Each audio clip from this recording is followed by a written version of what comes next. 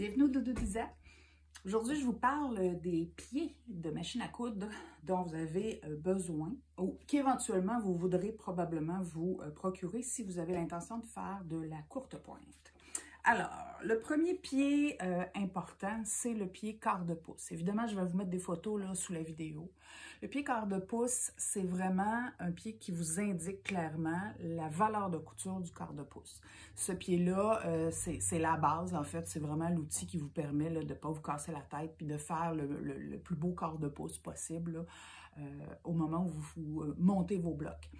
Et ce qui est important, c'est de faire le test. C'est-à-dire qu'au départ, quand vous allez commencer à travailler avec votre pied quart de pouce, si vous ne l'avez pas déjà fait, c'est de tester votre quart de pouce. Vous prenez la mesure, vous faites votre couture et puis à partir de là, vous allez presser votre valeur de couture puis vous allez mesurer pour voir si, à quel endroit là, précisément votre quart de pouce se fait. Il peut y avoir des légères différences, donc c'est important de le tester. Le deuxième pied dont je veux vous parler, qui est le pied à double entraînement qu'on appelle, qui est aussi appelé le pied marcheur, walking foot. C'est un pied qui va vous permettre de travailler les trois épaisseurs de sandwich quand vous avez une courte pointe parce que sous votre machine, vous avez des griffes qui font avancer le tissu. Le pied marcheur a des griffes aussi. Donc, au moment où vous faites passer plusieurs épaisseurs, ça va vraiment permettre au tissu d'avancer régulièrement, autant le dessus que le dessous, parce que les griffes du pied vont avancer. Certaines machines l'ont automatiquement. Il y en a d'autres qu'il faut vous le procurer. Donc, ça, c'est vraiment là, les deux priorités, je vous dirais, au moment où vous décidez de faire de la courte pointe.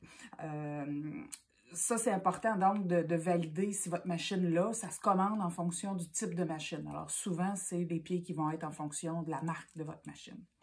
Un autre pied avec lequel, juste pour vous dire, le pied marcheur, là, c'est ce qui va vous permettre aussi de faire votre piquage, en fait, en ligne droite ou avec des légères courbes. Là. Ça, c'est vraiment ce qui va vous permettre d'aller chercher là, les lignes droites vraiment de façon précise. Puis quand on commence en courte pointe, les premiers piquages qu'on va faire vont souvent être des lignes droites, donc c'est vraiment le pied avec lequel on commence.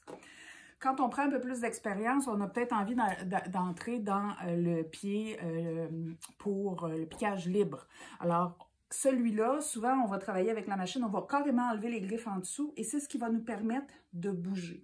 Alors, on voit clairement que la pointe est ouverte et ça, c'est ce qui va nous permettre de bouger notre courte pointe pour aller faire notre piquage. Et ce pied-là, donc, vous permet là, le tissu ne sera pas dans le chemin. Là. Dans le fond, c'est vraiment cette ouverture-là qui va vous permettre d'aller comme vous voulez. Celui-là, quand on l'achète, il faut vraiment faire attention parce qu'en fonction de la machine, vous allez avoir un low shank ou un high shank qu'on appelle. Donc, le pied va être installé, je ne saurais pas faire la traduction en français. Mais donc, assurez-vous de connaître est-ce que votre machine est une low shank ou une high shank de façon à acheter le bon pied. Ça, c'est celui pour le piquage libre. Il en existe plein d'autres pour le piquage libre. Celui-là, moi, il venait avec ma machine. En fait, c'est un pied pour faire des échos, on appelle. Donc, il est transparent, vous voyez. Et donc, ça vous permet de voir le tissu. Et puis, je l'ai essayé avec cette murale-là. L'idée, c'est que, puisque vous voyez, vous pouvez toujours vous fier à la couture que vous avez faite juste avant. Donc, en suivant cette couture-là, ben, vous pouvez faire ce qu'on appelle des échos et que votre piquage là, va vraiment suivre la forme de base ou la forme que vous voulez faire. Donc, ça, c'est le pied pour faire des échos. Le dernier pied, mon petit dernier, sincèrement, je l'ai acheté, je n'ai pas encore pratiqué. C'est un pied qui va vous permettre de travailler avec les règles. Alors, au moment, puis ça, c'est vraiment important quand vous faites l'achat encore là, low shank, high shank. Et celui-là, au moment où vous faites du piquage, c'est qu'il va travailler avec les règles. Et donc, vous voyez que quand on va déplacer la règle, il rentre bien et les règles ont une certaine épaisseur. Donc, ça va vraiment permettre qu'on puisse faire un piqué libre, mais à partir des règles qui viennent avec. Donc, c'est souvent, il faut acheter les compagnies qui viennent ensemble. Donc, s'assurer que ça soit compatible, là, que l'épaisseur de la règle aille bien avec l'épaisseur de votre pied. Dans ce cas-ci, moi, j'ai des Westali.